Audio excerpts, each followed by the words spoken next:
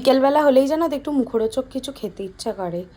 বাড়িতে তোপসে মাছ ছিল, তাই ভাবলাম এটার একটা ফ্রাই বানাবো। এই যে দুপুরবেলা তোপসে মাছটাকে ম্যারিনেট করে রেখে দিয়েছিলাম। এটা হচ্ছে আদা রসুন বাটা, লঙ্কা বাটা, হলুদ গুঁড়ো, ধনে জিরে গুঁড়ো আর লবণ আর লেবু দিয়ে মাখিয়ে রেখেছিলাম। অনেকক্ষণই কিন্তু ম্যারিনেট করা ছিল, প্রায় 3-4 ঘন্টা মতো।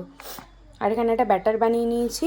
এটা হচ্ছে সুজি, কর্নফ্লাওয়ার আর বেসনের একটা ব্যাটার, একটু অল্প হলুদ আর স্বাদ মতো নুন দিয়ে জল দিয়ে গুলে নিয়েছি।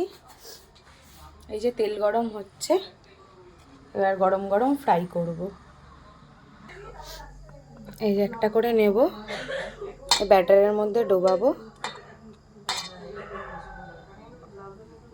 আর ডুবিয়ে এই যে তেলের মধ্যে ছাড়বো।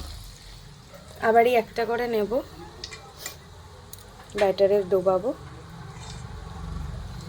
ডুবিয়েই তেলের মধ্যে ছাড়লাম। এরকম করে সবকটা ফ্রাই করে নেব।